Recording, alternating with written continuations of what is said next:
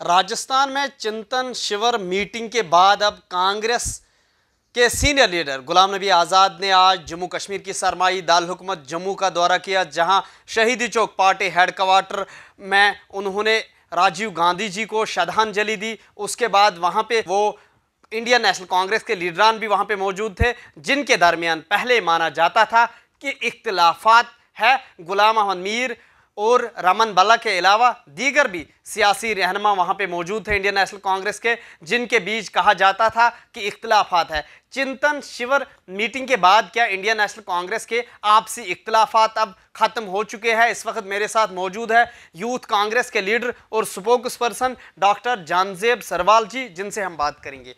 मैंने पहले भी कहा कि कांग्रेस में ऑल इज़ वेल, पहले भी ऑल इज़ वेल था, अभी भी ऑल इज़ वेल है और आगे भी ऑल इज़ वेल ही रहेगा। केवल टीआरपी के लिए कुछ चैनल्स ने हेडलाइन बनाने के लिए अलग अलग खबरें चलाई, जिसका हकीकत के साथ कोई लेना देना नहीं था। कांग्रेस माननीय सोनिया गांधी जी की अध्यक्षता में नेशनल लेवल पे और माननीय गुलाम अहमद मीर साहब की अध्यक्षता में जम्मू कश्मीर में इकट्ठी खड़ी थी, इकट्ठी खड़ी है और इकट्ठी खड़ी रहेगी।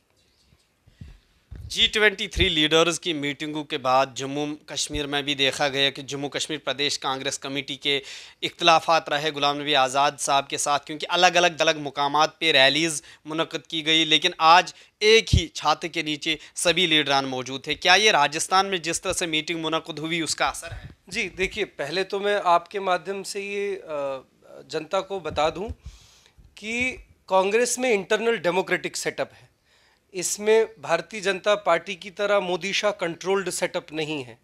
ये जनता की पार्टी है, ये लोगों की पार्टी है और लोगों की पार्टी में इस तरह की डेमोक्रेसी में लाजमी है कि कहीं पर किसी को किसी के साथ मतभेद हो सकता है। And this is the beauty of Indian national Congress कि जहाँ पर गला दबाने का काम नहीं किया जाता है, बल्कि आवाज़ उठाने के लिए प्लेटफॉर्म दिए जाते हैं। और अगर उसके बाद बज़ाहिरी तौर पे अब आप अपने चैनल से ये बता दें कि अब एक छत के नीचे आ गए हैं, तो आपको तो मुबारकबाद देना चाहिए कि लोगों के हित के लिए, लोगों की लड़ाई लड़ने के लिए, लोगों के मुद्दे उठाने के लिए कांग्रेस इकट्ठे होकर, यकजा होकर लोगों की लड़ाई और भारतीय जनता पार्टी का सुखड़ा साफ करने के लिए मैदान में है। जम्मू म्यूनसिपल कॉरपोरेशन की तरफ से एक करारदाद पास किया गया है कि लाउड स्पीकर्स पे अब पाबंदी रहेगी शहर खास जम्मू में।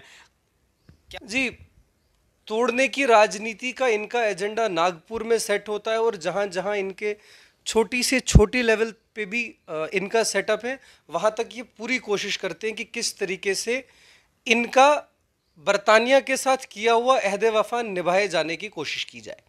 वो तब डिवाइड एंड रूल करते थे, ये अब डिवाइड एंड रूल की पॉलिसी निभा रहे हैं। तो इसमें भारतीय जनता पार्टी की इन चीज़ों पे कमेंट करना, रिएक्ट करना भी बेवकूफ़ी है, क्योंकि अब जनता होशियार हो चुकी है। अब जनता समझ चुकी है कि बैन अगर अब इस देश में कोई चीज़ होगी तो वो आने वाले चुनाव में भारतीय जनता पार्टी होगी। इसके अलावा अब इस देश में बैन होने वाला कुछ नहीं बचा हुआ है।